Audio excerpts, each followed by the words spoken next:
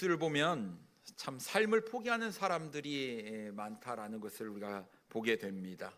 자신의 생활고를 비관하거나 질병에 시달려서 또는 고독해서 스스로 생을 마감하기도 합니다. 천하보다 귀하다 하는 것이 바로 생명 아닙니까? 그런데 이 생명을 너무나 쉽게 포기하는 그런 모습들을 보게 돼요. 그런데 또 한편으로 생각해 보면 얼마나 삶이 힘들었으면 그럴까 하는 이런 마음도 듭니다. 그런데 이런 사람들과 비교해 보면 오늘 본문에 등장하는 한 여인, 바로 12년 동안 병으로 고통을 당하면서 또 사람들에게 소외를 당하며 살아왔던 여인이 등장합니다. 그러면 이 여인은 어떻게 보면 아마 이미 오래전에 삶을 포기했어야 하지 않을까 생각이 드는데요. 그런데도 이 여인은 절대로 자신의 삶을 포기하지 않았다, 절대로 절망하지 않았다라는 사실입니다. 그녀는 살고자 하는 소망, 낫고자 하는 간절함이 그에게 있었는데요. 이런 간절함이 그녀를 낫게 했고 또 주님의 은혜를 받게 했다라는 것이지요. 오늘 우리는 본문 말씀을 가지고 나에게 간절함이 있습니까? 라는 제목으로 함께 은혜를 나누기를 원합니다. 첫째로 간절함은 세상에 소망이 없음을 깨닫는 자에게 있다는 것입니다. 여러분, 병으로 고생해 본 적이 있으십니까? 물론 지금도 병으로 고생하고 계시는 분들도 계십니다. 그런데 이런 생각을 좀 해보게 됩니다. 약으로 고칠 수 있다, 그러면 감사하다. 약을 먹으면 삶을 유지할 수 있다, 그래도 감사하다. 수술을 해서 병이 나을 수만 있다면 그래도 감사해야 하지 않을까 생각이 듭니다. 오늘 본문에 등장하는 여인, 12년 동안 병으로 고생했습니다. 25절 말씀에 보면 12해를 혈루증으로 알아온 한 여자가 있어 라고 말씀하고 있습니다. 그러니까 병으로 고통받는 것이요, 이게 하루 이틀, 아니 한 달, 두 달이 아니었습니다. 무려 12해 동안 병으로 고생하고 있었다라는 것입니다. 여러분, 병으로 고생한 이런 경험이 있으신 분들은 이 병상 생활이 길면 얼마나 힘든지 잘 아실 것입니다. 하루하루 사는 것, 하루하루 버티는 것, 이것이 죽을 만큼 힘들다라는 생각이 들 때가 있습니다. 오늘 본문에 등장하는 여인이 가지고 있었던 질병은 혈루증이었어요. 이 자궁에서 출혈이 있는 병이었습니다. 너무 출혈이 심하니까 바깥 출입을 할 수가 없는 거였어요. 늘 집안에만 있어야 했고 누워 지내야만 했습니다. 그러니 여러분, 얼마나 답답하고 또 얼마나 숨이 막혔겠습니까? 근데 더 안타까운 것은 이 여인이 부정한 여인으로 취급을 받는 것이었습니다. 왜냐하면 성경에 피의 유출이 있을 때에는 부정한 사람으로 여겼거든요. 그래서 이 율법에 따르면 이 부정한 사람은 건강한 사람과 함께 할 수 없었다라는 것입니다. 그래서 누가 자신에게 가까이 오잖아요. 그러면 나는 부정한 사람이에요, 나에게 가까이 오지 마세요 라고 외쳐야만 하는 거예요. 근데 이것도 한두 번이지, 누군가 나한테 오는데 나는 부정한 사람이다 이렇게 얘기하는 것이 개인적으로 보면 이 여인의 입장에서 얼마나 수치스럽고 부끄럽겠느냐 하는 것입니다. 병도 자신을 괴롭게 했지만 어느 누구와도 관계를 맺지 못하는 것 때문에 이 여인은 참 마음의 병도 들었을 것입니다. 근데 여러분, 환자도 고통스럽지만 더 고통스러운 건 또 환자와 함께하는 가족도 고통스럽다라는 것입니다. 환자의 삶도 무너지지만 환자를 돌보는 가족의 삶도 무너지기 때문에 그래요. 그러니까 일상생활을 할 수 없는 겁니다. 돌봐야 되잖아요. 돌봐야 되니까.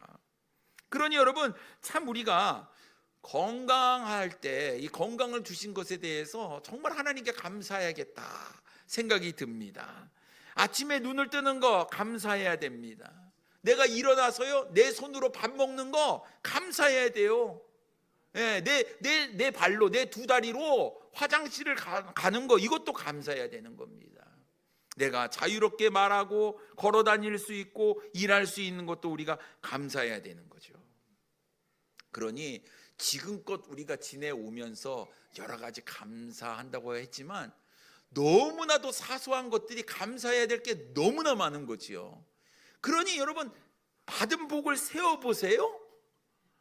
감사할 게 무궁무진하게 많은 거예요. 근데 우리가 그걸 잊고 지낸 거죠. 감사하지도 않은 거였어요. 알고 보면 그게 다 하나님의 은혜요 축복이었는데 말입니다. 그 이 여인도 뭐 젊었을 때, 건강했을 때는 뭐 얼마나 감사했겠어요. 그런데 이제 병에 걸려가지고 지금 12해 동안 병 가운데 괴로움을 당하고 있었는데, 그런데 이 여자는 삶을 포기하고 싶진 않았어요. 어찌하든지 이 병을 고치고 싶은 간절한 마음이 있었다라는 거예요. 그래서 제일 잘하는 방법, 병 고치려면 어떻게 해야 되죠? 의사를 찾아가는 거예요.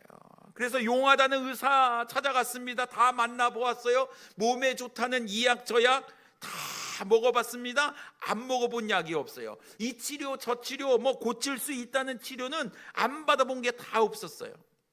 그런데 오히려 낫기는커녕 더 많은 괴로움을 받았다고 성경은 이야기하고 있습니다.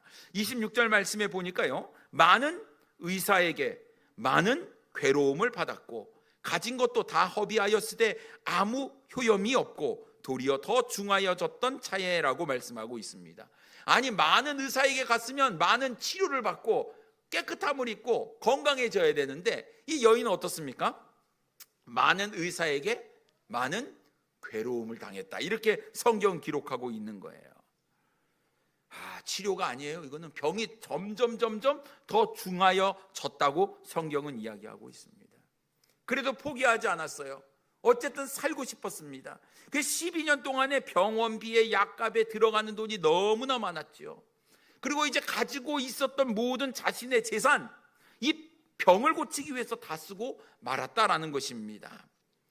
그런데도 고칠 수가 없는 거예요. 그래서 성경은 뭐라고 이야기하냐면 다 허비하였다, 이렇게 성경은 이야기하고 있는 거예요. 병은 오히려 더 중해졌습니다. 자신이 할 수 있는 모든 일을 다 해보았지만 병을 고칠 수가 없어요. 여러분, 세상에 돈이면 다 되는 줄 알았는데 안 되는 게 있더라고요. 피부로 절실히 깨닫는 겁니다. 안 되더라. 다 해봤는데 안 되더라. 세상에 아무런 소망을 가질 수가 없었다라는 것입니다. 이 당시 의학 기술로 어떤 약으로도 고칠 수가 없었다라는 것입니다. 여러분, 생각해 보십시오. 이 세상이 우리에게 소망을 주는 것처럼 보이지 않습니까? 많은 사람들이 이 세상에 소망을 두지 않습니까? 그래서 마치 내가 많은 것들을 가지고 많은 것들을 누리면 내가 이 세상 가운데 기쁘고 즐겁고 행복하고 소망 있는 삶을 살 거라고 생각을 합니다. 그래서 돈 버는 데 집중하고요, 권력을 쥐는 데 집중하고요, 명예를 얻는 데 집중하지 않습니까? 근데 여러분, 기억하십시오. 이 세상의 것들이 우리에게 참된 소망을 주지 못한다라는 사실입니다. 돈이 영원할 것 같지만 한순간에 사라져버리고 명예와 권력도 물거품처럼 사라져버리는 것이 있더라라는 것입니다. 영원하지 않다라는 것이죠. 우리의 생명을 유지하는데 조금의 도움은, 조금의 유익은 우리에게 줄 수 있을지는 몰라도 영원한 것은 가져다 주지 못한다라는 거예요. 그러니까 여러분, 우리가 인생 가운데 여러분 착각해서는 안 된다라는 것이죠. 우리가 붙들어야 될 것은 이 세상이 아니다라는 것입니다. 이 여인이요, 해볼 거 다 해봤잖아요. 고칠 거 다 고치고 노력할 거 다 노력해봤잖아요. 그런데 이 세상에 소망은 없다라는 것이 그녀의 결론이었다라는 것입니다. 그러나 이 여인은 삶을 포기하지 않았어요. 유일한 소망이 그녀에게 있었습니다. 그것은 바로 예수 그리스도였죠. 여러분, 예수 그리스도가 유일한 우리의 소망이십니다. 이 여인의 병을 고칠 수 있는 것은 어떤 의사나 어떤 약이나 어떤 의학 기술이 아니었어요. 예수님을 만나야 되는 거예요. 예수님을. 그러므로 이 여인은요, 예수님을 만나기를 간절히 소망하면서, 예수님과 교제하는 것을 간절히 소망하면서 예수님을 만나기를 간절히 바라고 있었던 것이었죠. 여러분, 이 약 저 약도 안 되는데 어떤 약이 잘 되냐면요, 구약 신약. 하나님의 말씀이 제일 약발이 좋은 것 같습니다. 여러분, 우리 하나님께서 우리를 뭘로 창조하셨어요? 말씀으로 창조하셨어요. 여러분, 이것저것 다 안 될 때 우리가 제일 굳게 붙잡아야 될 것이 무엇이냐? 바로 우리 살아서 역사하시는 예수 그리스도를 꽉 붙잡아야 될 줄 믿습니다. 세상에 소망이 있는 게 아니라 우리 주님께 소망이 있다는 사실을 여러분 기억하시고 우리 주님께 나아가 주님을 붙잡고 주님께 매달리는 우리 사랑하는 성도님들 되기를 원합니다. 두 번째, 간절함은 믿음의 행동을 가져옵니다. 이제 병상에 누워서 하루하루를 지내고 있었던 이 여인의 귀에 어떤 소문이 하나 들렸어요. 바로 예수님에 대한 소문이었습니다. 안진뱅이도 고치시고 문둥병자도 고치시고 중풍병자도 고치시고 눈먼 자도 고치시고 열병 걸린 사람도 고치시고 심지어 죽은 자도 살리신다는 그 예수님께서 자신의 마을에 왔다는 아주 복된 소식이었어요. 얼마나 기다렸던 소식이었습니까? 자신의 몸은 점점 쇠약해져 가고 있었습니다. 병은 점점 중하여만 갔어요. 이제 예수님 그분을 만나야만 자신의 병을 고칠 수 있다는 유일한 소망이 있었는데 그 주님께서 자신의 마을에 왔다는 소문이었습니다. 자, 이 여인이 어떻게든지 자신의 이 간절함, 그래서 이 예수님을 만나야만 했는데 예수님께서 많은 사람들에게 둘러싸여 있어서 도저히 예수님께 나아갈 수가 없는 거예요. 왜냐하면 이 여인이 예수님을 만나기 위해서 거리로 나가 많은 사람들이 있는 곳에 섞여 버리게 된다면 이 여인은 무엇을 어기는 사람입니까? 율법을 어기는 사람이에요. 그럼 율법을 어겼다는 것은 사람들로부터 인해서 돌에 맞아 죽을 수 있다라는 것입니다. 이 여인은 아마 생각을 했을 것 같아요. 과연 내가 율법을 지켜야 하는가?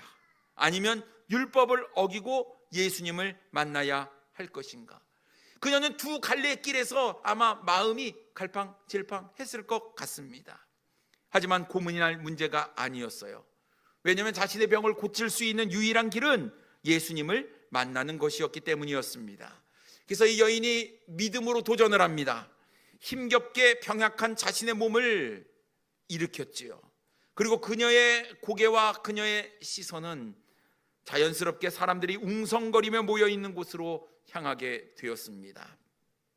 이 여인은 지금 해서는 안 되는 일을 하고 있었어요. 무리 가운데 끼어들면 안 되었습니다. 사람들과 가까이 있으면 나는 부정한 사람이라고 소리쳐야만 했습니다. 그렇지 않으면 이 여인은 돌에 맞아 죽어야 했기 때문에 그렇습니다. 그런데 이 여인은 조심스럽게 예수님께 한 걸음 나아가기 시작했어요. 심장이 콩닥콩닥 더 빨리 뛰기 시작했습니다. 그런데 보니까 다행히도 사람들이 다 예수님에게 집중하고 있는 거예요. 그래서 무리들 사이로 지금 이 여인이 끼어 들어가고 있는데 아무도 자신을 주목해서 바라보고 있지 않았습니다. 드디어 사람들 사이로 그녀가 조금씩 다가가니까 누구의 얼굴이 보이느냐? 주님의 얼굴이 보이는 거예요.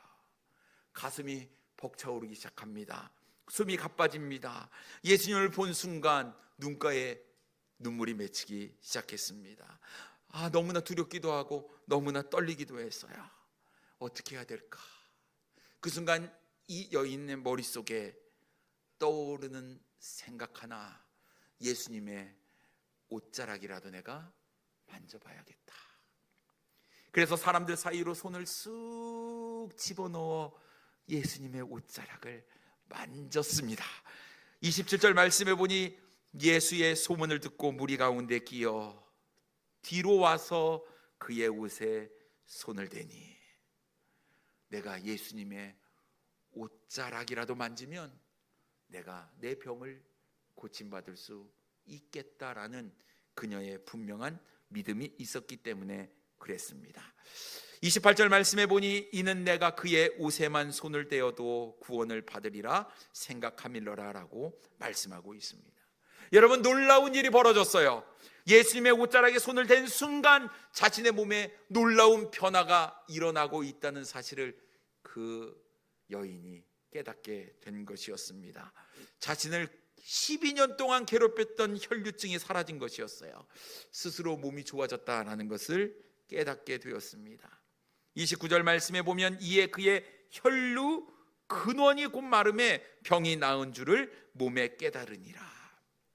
여러분, 주님의 몸을 만진 것도 아니에요? 옷자락을 만졌는데 어떤 놀라운 일이 벌어졌습니까? 혈루증이 고쳐졌는데 혈루 근원이 말랐다, 이렇게 얘기하는 거예요. 여러분, 우리 주님께서는 그 문제의 핵심, 그 문제의 근원을 치유하시는 분이시다라는 거예요. 근데 이런 믿음이 없었다고 한다면 이 여인이 어떻게 예수님께 나아갈 수 있겠습니까? 율법에 매여 있었다면 이 여인은 도저히 예수님께 나아가지 못했을 거예요. 그런데 여러분, 사람들의 시선을 또 의식했다고 하면 이 여인이 어떻게 예수님께 나아갈 수 있겠어요? 믿음은 이런 것들을 다 뛰어넘는다라는 것이죠. 불가능할 것, 안 된다고 하는 것, 그러나 주님이라고 한다면 된다라는 분명한 믿음이 있었기 때문에, 자신의 병을 고쳐주실 수 있다는 분명한 믿음이 있었기 때문에 이 여인은 예수님께 나아갔다라는 것입니다. 사랑하는 성도 여러분, 간절함이 있는 사람은요, 믿음의 모험을 도전한다라는 것입니다. 여러분, 우리 에스더 알지 않습니까? 에스더반? 에스더요? 아시죠? 하만의 음모로 자신의 민족이 다 죽게 되었을 때 이 여인이 결단을 합니다. 어떤 결단이요? 죽으면 죽으리이다. 죽어라! 이게 아니고, 죽으면 죽으리. 내가 민족을 위해서, 하나님께서 모르드게를 통해서 어떤 얘기를 합니까? 너가 왕후의 자리에 있는 것이 이때를 위함이 아니냐. 에스더가 그 이야기를 딱 듣고 믿음의 결단을 하잖아요. 여러분, 왕후라고 할지라도요, 그때 왕 앞에 나아가 자기 마음대로 나아가면 어떻게 돼요? 죽임을 당할 수 있는 거예요. 그런데 왕은요, 이 왕후 에스더가 유대인이라는 것을 알았을까요? 몰랐을까요? 몰랐잖아요. 가만히 있으면 어떻게 돼요? 지는 살아남는 겁니다. 그런데 내 민족, 우리 민족, 하나님이 선택한 그 유대인들을 위해서 내가 죽으면 죽겠다라는 믿음으로 나아가는 거예요. 여러분, 이런 간절함이 있는 사람, 어떤 상황이나 형편에 매이지 않는다라는 거예요. 그 상황이나 형편을 뛰어넘는다라는 것이죠. 근데 여러분, 반면에 아무것도 하지 않는 사람, 아무것도 시도하지 않는 사람, 간절함이 없어요. 간절함이. 말은 늘 간절하지, 내가 간절하게 기도하지 라고 이야기를 하지만, 여러분, 말로만 얘기하는 것이 아니라 행동으로 옮겨야 된다는 것이죠. 행동으로 옮기지 않는 것은 진짜 간절하지 않는 거예요. 진짜 간절하면요, 지푸라기라도 잡는다라는 것이죠. 간절하면 매달린다라는 것이죠. 누가복음 18장에 불의한 재판관 이야기가 나오지 않습니까? 과부가 억울한 일을 당했어요. 자신의 원한을 풀어줄 사람이 아무도 없는 거예요. 그녀의 이 억울한 마음, 이 원한을 풀어줄 사람은 딱 한 사람, 재판관이에요. 재판관. 근데 이 재판관이 못돼 처먹었어요. 불의했어. 이런 사람이 없는 거예요. 자신의 유익을 위해서만 재판하는 거예요. 자신에게 뇌물을 바쳐준 사람에게 좋은 그런 재판을 내리는 겁니다. 그런데 과부가 뭐 바칠 게 있어요? 뭐가 있어요? 아무리 내 원한을 풀어주세요 라고 얘기하는데 이 원한을 들어주지도 않는 거예요. 이 과부가 어떻게 했을까요? 포기했을까요? 포기하지 않았어요. 그냥 매달릴 사람은 이 불의한 재판관밖에 없으니까 맨날 찾아가서 얘기하는 겁니다. 그러니 어떡합니까? 불의한 재판관이 내가 귀찮으니 들어줘야지. 간절함은 이런 겁니다. 여러분, 우리 하나님께서는 우리에게 모든 것들을 쏟아 부어주시는 분 아닙니까? 그러면 우리가 간절하게 매달리면 능치 못함이 없는 우리 주님께서 모든 것들을 다해 주시지 아니하실까요? 그러니 여러분, 매달려야 되는 거 아니겠습니까? 들어줄 때까지 간절하게 붙잡고 포기하지 않고 우리가 주님께 매달린다면 주님께서 우리의 문제를 해결해 주실 줄 믿습니다. 문제는 우리에게 이런 간절함이 있느냐라는 거예요. 그런 간절함이 있느냐? 이 과부처럼 불의한 재판관이라고, 의로운 재판관이 아니고 불의한 재판관일지라도 내가 매달리는 그런 간절함이 있느냐라는 것이죠. 내 생명이 위독하고 위급한 상황 가운데에서 자신의 민족을 위해서, 하나님의 백성을 위해서 목숨을 내놓는 에스더처럼 이렇게 담대한 믿음의 도전을 할 수 있는 그런 용기가 우리의 가운데 있느냐라는 것입니다. 많은 사람들이 자신은 간절하다고 이야기하지만 우리의 삶의 모습이 아무런 헌신도 없고 순종의 모습도 없다면 이거는 간절하지 않는 거예요. 누군가 하겠지, 남의 일처럼 생각하거나 불구경하듯이 한다? 여러분이 간절함이 없는 것입니다. 그저 내가 할 수 있는 선 안에서, 내 형편과 내 시간이 되는 선 안에서 움직이는 것은, 그것은 간절하다고 이야기할 수 없는 거예요. 그런데 여러분, 이런 간절함이 없다면 여러분, 하나님의 놀라운 역사가 우리의 삶 가운데 일어날 수 있겠습니까? 절대로 없다. 절대로 일어날 수가 없다라는 것입니다. 그러면 여러분, 우리가 간절함을 가지고 지푸라기라도 잡는 심정으로 주님께 매달려야 하는 것 아니겠습니까? 간절함이 있어야 기도도 열심히 하는 거예요. 간절함이 있어야 우리가 끊이지 아니하고 하는 것 아니겠습니까? 그냥 한번 기도하는 것으로 퉁치려고 하지 말고, 아시죠 하나님? 하고 끝내지 말고, 여러분 주님께 나아가 간절히 기도하는 그 기도가 주님의 마음을 움직인다라는 거예요.